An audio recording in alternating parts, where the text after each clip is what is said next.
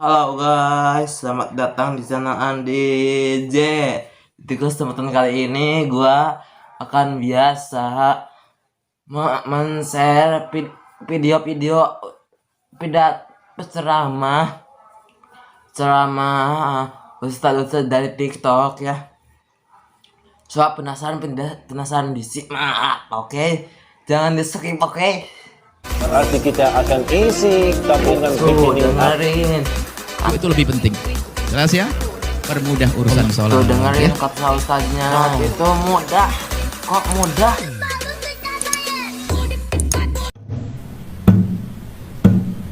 Bagaimana cara bangun subuh? Saya sudah sekali bangun subuh untuk sholat, sudah di alarm juga, tapi masih nggak bisa tidur atau nggak bisa bangun. Baik, saya akan berikan kedua kiat yang berhubungan dengan masalah spiritual ya, masalah keimanan. Anda wudhu sebelum tidur, ya. Kemudian Anda zikir pada saat mau tidur. Kemudian tentunya Anda balik sisi kanan, yang meletakkan telapak tangan kanan Anda di pipi kanan, dan insya Allah niatkan dalam hati ingin bangun sholat malam atau sholat subuh. Insya Allah dibangunkan Allah SWT, dan Anda kuatkan dengan memohon ampun dan bertobat kalau punya dosa-dosa. Baca beberapa istighfar pada saat mau tidur. Kalau kiat yang alami, maksudnya dari sisi kejiwaan duniawiyahnya, Anda jangan begadang. Jangan begadang supaya tidurnya cukup, ya. Jangan terlalu banyak makan di malam hari sehingga membuat Anda terlalu kenyang, ya, dan sulit untuk bangun, gitu ya. Jangan tidur tengkurap, ya.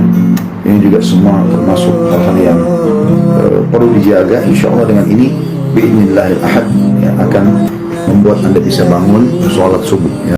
Oh, jadi gitu tipsnya biar bangun subuh. Oke, kita coba ya. Yang susah bangun subuh, coba komen ya. Gue juga susah sih. Gue akan praktekkan ini dan lihat hasilnya ya. Kalian juga loh, kalian juga. Coba lagi Pak, biar paham. Bagaimana cara bangun subuh? Saya sudah sekali bangun subuh untuk sholat, sudah di alarm juga, tapi masih nggak bisa tidur atau nggak bisa bangun. Baik, saya akan berikan kedua kiat yang berhubungan dengan masalah spiritual ya, masalah keimanan. Anda wudhu sebelum tidur, ya. Kemudian Anda zikir pada saat mau tidur. Kemudian tentunya Anda balik sisi kanan, yang meletakkan telapak tangan kanan Anda di pipi kanan, dan insya Allah niatkan dalam hati ingin bangun sholat malam atau sholat subuh. Insya Allah dibangunkan Allah SWT, dan Anda kuatkan dengan memohon ampun dan bertobat kalau punya dosa-dosa. Baca beberapa istighfar pada saat mau tidur. Kalau kiat yang alami, maksudnya dari sisi kejiwaan duniawiyahnya, Anda jangan begadang, ya. Jangan begadang supaya tidurnya cukup, ya. Jangan terlalu banyak makan di malam hari sehingga membuat Anda terlalu kenyang, ya, dan sulit untuk bangun, gitu ya. Jangan tidur tengkurap, ya. Ini juga semua termasuk hal-hal yang perlu dijaga. Insya Allah dengan ini bi'idznillahil ahad, ya, akan membuat Anda bisa bangun sholat subuh, ya. Tuh, dengerin, banyakin dikir sebelum tidur ya. Bukan scroll TikTok ya, bukan.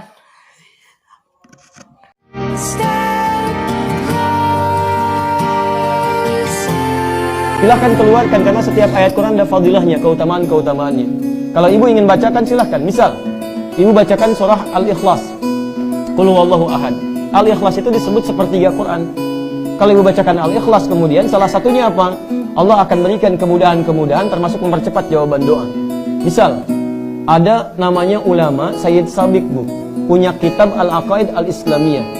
Di dalam kitab ini sampai halaman 59, beliau keluarkan hadis posisi paling kanan sebelah bawah tentang seorang sahabat Nabi ketika mau berdoa dia awali dengan al-ikhlas. Dia katakan, Allahumma inni as'aluka innaka antal ahad as-samad alladzi lam yalid wa lam yulad wa lam yakul lahu kufuwan ahad. Sebentar. Allahumma inni as'aluka an taghfira li. Dia mau minta, ya Allah ampuni dosa saya, cuman dia awali dengan surah Al-Ikhlas. Ya Allah, ini hadisnya sahih. Ya Allah, saya akui engkau yang ahad. Ahad, as-samad, tempat bergantung. Lam yalid wa lam yulad, tidak beranak dan tidak diperanakan. Wa lam yakul lahu kufuwan ahad, tidak ada sekutu bagimu. Permohonannya, Allahumma inni as'aluka an taghfira li. Ya Allah, mohon ampuni dosa saya. Kedengaran oleh Nabi. Tahu kata Nabi, "Atadri bimadza tas'al?" Tahukah engkau bagaimana engkau berdoa? Kata orang ini, Allah wa Rasulullah alam. Kata Nabi, laqad sa'alta bi asma'illahil a'zam. Engkau telah meminta dengan nama-nama Allah yang paling utama. Idza du'iya biha ajaba wa idza su'ila biha a'ta. Kalau engkau bacakan itu sebelum berdoa, maka setiap permintaan akan dikabulkan, setiap doa kemudian akan diberikan. Permintaan diberikan, doa dikabulkan. Kapan dia memulai? Setelah membaca qul huwallahu ahad. Di setiap ayat-ayat Quran, surah-surah Quran itu ada fadilahnya, ada keutamaannya. Al-Mulk ada keutamaannya, Al-Waqiah ada keutamaannya, Ar-Rahman ada keutamaannya, Yasin ada keutamaannya. Maka ibu baca keutamaannya, setelah itu amalkan isinya. Setelah diamalkan, maka fadilah akan diberikan oleh Allah Subhanahu wa taala. Misal, orang tua kita dulu mengatakan, kalau ibu pengen punya anak laki-laki, ganteng, soleh, maka baca surat Yusuf. Kalau anaknya ingin cantik, baik, soleh, maka baca surat. Nah, yang dimaksud itu bukan baca biasa. Dalam bahasa Arab, baca itu pahami artinya. Misal, baca surat Maryam kalau anaknya ingin cantik, perempuan, soleha. Maksudnya, kalau ibu sedang mengandung, nanti lahir perempuan, ibu pelajari surat Maryam. Kemudian bagaimana ibunya Maryam, Hannah merawat Maryam. Misal, ibunya mendoakan dulu kepada Allah, Quran surah ketiga ayat 36. Kemudian diberi nama yang baik. Dicari gurunya namanya Nabi Zakaria, Quran surah 3 ayat 37. Dibuatkan tempat yang mendekatkan kepada Allah namanya mihrab. Ketika beliau berdoa, dididik dengan baik, dicari Nabi Zakaria, dicari tempat yang baik, maka dikabulkan doanya. Kata Quran surah ketiga ayat 37 paling kiri sebelah bawah, fataqabbalaha rabbuha biqabulin hasanin wa ambataha nabatan hasana. Diterima doanya oleh Allah, ikhtiarnya diterima, maka kami rawat anaknya dengan pertumbuhannya, dijaga oleh Allah. Kapan itu dijaga? Bukan saat dibaca, tapi saat diamalkan isinya. Makanya kalau ibu punya anak perempuan dikandung, lahir perempuan, ingin soleh seperti Maryam, bukan cuma dibaca surat Maryam, tapi diamalkan isinya.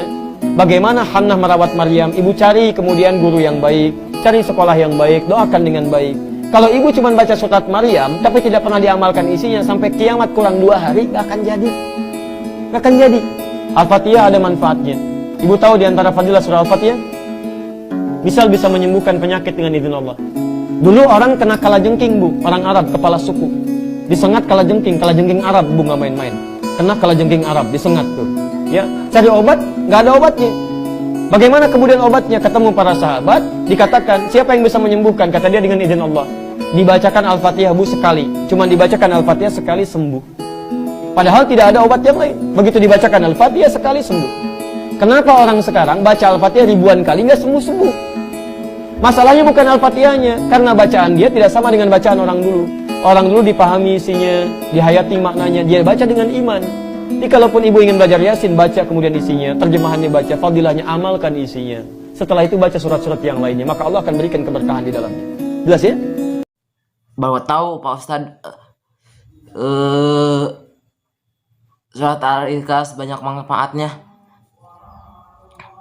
Baru tahu gua ya. Padahal gua apa suratnya. Kalian juga pasti tahu. Yang nggak tahu, ini gue ajarin nih. A'udzu billahi minas syaitonir rajim. Bismillahirrahmanirrahim. Qul huwallahu ahad. Allahus samad. Lam yalid wa lam yulad wa lam yakul lahu kufuwan ahad. Nah, pendek itu jangan disepelekan ya, banyak manfaatnya. Dengerin kata Ustaz Adi Hidayat ya. Oke, kalian juga hafal ya, pasti hafal ya. Coba lagi biar paham Pak Ustaz.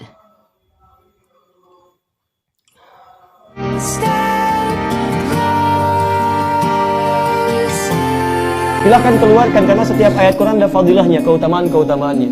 Kalau ibu ingin bacakan silahkan. Misal, ibu bacakan surah Al-Ikhlas. Qul huwallahu ahad. Al-Ikhlas itu disebut sepertiga Quran. Kalau ibu bacakan Al-Ikhlas kemudian salah satunya apa? Allah akan berikan kemudahan-kemudahan termasuk mempercepat jawaban doa. Misal, ada namanya ulama Sayyid Sabiq Bu, punya kitab Al-Aqaid Al-Islamiyah. Di dalam kitab ini sampai halaman 59, beliau keluarkan hadis posisi paling kanan sebelah bawah tentang seorang sahabat Nabi ketika mau berdoa diawali dengan Al-Ikhlas. Dia katakan, Allahumma inni as'aluka innaka antal ahad as-samad alladzi lam yalid wa lam yulad wa lam yakul lahu kufuwan ahad. Sebentar. Allahumma inni as'aluka an taghfira li. Dia mau minta, ya Allah ampuni dosa saya, cuman dia awali dengan surah Al-Ikhlas. Ya Allah, ini hadisnya sahih.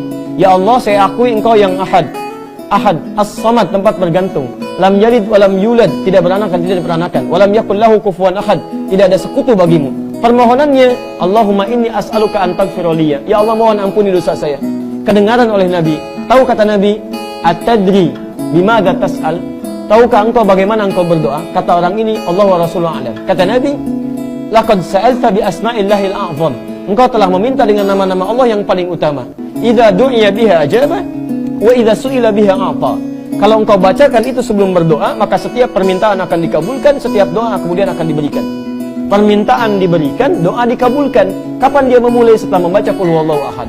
Di setiap ayat-ayat Quran, surah-surah Quran itu ada fadilahnya, ada keutamaannya. Al-Mulk ada keutamaannya, Al-Waqiah ada keutamaannya, Ar-Rahman ada keutamaannya, Yasin ada keutamaannya. Maka ibu baca keutamaannya, setelah itu amalkan isinya. Setelah diamalkan, maka fadilah akan diberikan oleh Allah Subhanahu wa taala. Misal, orang tua kita dulu mengatakan, kalau ibu pengen punya anak laki-laki, ganteng, soleh, maka baca surat Yusuf. Kalau anaknya ingin cantik, baik, solehah, maka baca surat. Nah, yang dimaksud itu bukan baca biasa. Dalam bahasa Arab, baca itu pahami artinya. Misal, baca surat Maryam kalau anaknya ingin cantik, perempuan, solehah. Maksudnya, kalau ibu sedang mengandung, nanti lahir perempuan, ibu pelajari surat Maryam. Kemudian bagaimana ibunya Maryam, Hannah merawat Maryam. Misal, ibunya mendoakan dulu kepada Allah, Quran surah ketiga 36. Kemudian diberi nama yang baik. Dicari gurunya namanya Nabi Zakaria, Quran surah 3 37. Dibuatkan tempat yang mendekatkan kepada Allah namanya mihrab. Ketika beliau berdoa, dididik dengan baik, dicari Nabi Zakaria, dicari tempat yang baik, maka dikabulkan doanya. Kata Quran surah ketiga ayat 37 paling kiri sebelah bawah, fataqabbalaha rabbuha biqabulin hasanin wa ambataha nabatan hasana. Diterima doanya oleh Allah, ikhtiarnya diterima, maka kami rawat anaknya dengan pertumbuhannya, dijaga oleh Allah. Kapan itu dijaga? Bukan saat dibaca, tapi saat diamalkan isinya. Makanya kalau ibu punya anak perempuan dikandung, lahir perempuan, ingin soleh seperti Maryam, bukan cuma dibaca surat Maryam, tapi diamalkan isinya. Bagaimana Hannah merawat Maryam? Ibu cari kemudian guru yang baik, cari sekolah yang baik, doakan dengan baik. Kalau ibu cuma baca surat Maryam, tapi tidak pernah diamalkan isinya, sampai kiamat kurang 2 hari, gak akan jadi. Gak akan jadi. Al-Fatihah ada manfaatnya. Ibu tahu di antara fadilah surah Al-Fatihah? Misal bisa menyembuhkan penyakit dengan izin Allah. Dulu orang kena kalajengking, Bu, orang Arab, kepala suku. Disengat kalajengking Arab, Bu, nggak main-main. Kena kalajengking Arab, disengat tuh.